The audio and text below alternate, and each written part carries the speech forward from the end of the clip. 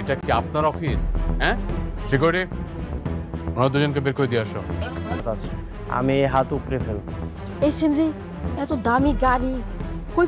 আজকে এক্সপ্লেনেশন করব গরিব ঘরের রাজপুত্র 14 নম্বর পর্বটি। মেঘলা অনিককে রিজেক্ট করে রাতুলকে তার কোম্পানিতে কাজ দেওয়ার জন্য রাজি হয়েছে। তখন অনিক তাকে ধুমকি দেয় যে ওই কাজটা রাতুলকে না দিয়ে যেন তাকে দেওয়া হয়। তখন মেঘলা বলে যে তোমাকে না দিলে তুমি কী করবে। মেঘলা অনেক এখন কোটিপতি হয়ে গেছে, তাই তাকে তোর বস্তির পোশাকে মানাবে না। এই জন্য তার কোম্পানির ম্যানেজার তার জন্য ফ্যাশন ডিজাইনার নিয়ে এসে কাপড় সিলেক্ট করার জন্য বলছিল।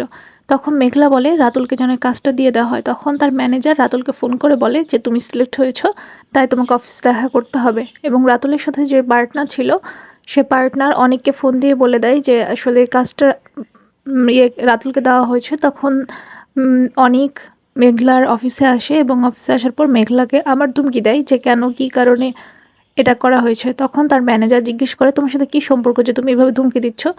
তখন অনেক বলে যে মেঘলাকে জিজ্ঞেস করতে, এবং অনেক মেঘলার বাবার কাছে যেয়ে বলে যে আপনার মেয়ে তো কোটিপতি, আপনি কেন চায়ের দোকানে।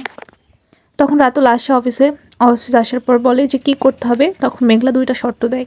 একটা শর্ত হচ্ছে লোন নিতে হবে, আর একটা শর্ত হচ্ছে তাকে তার বাসায় নিয়ে যেতে হবে। তখন মেঘলাকে তার বাসায় নিয়ে যায় রাতুল। বাসায় নিয়ে যাওয়ার পর মেঘলার যে আগের চাচা তারপর চাচি ছিল তাদেরকে বলে যে একে একে সবার নিজের গালে জুতা দিয়ে বাড়ি খেতে হবে। তখন সবাই জুতা দিয়ে মারে নিজেকে। তখন মেঘলার যে কোম্পানি ম্যানেজার ছিল সে সবগুলো ভিডিও করে নেয়।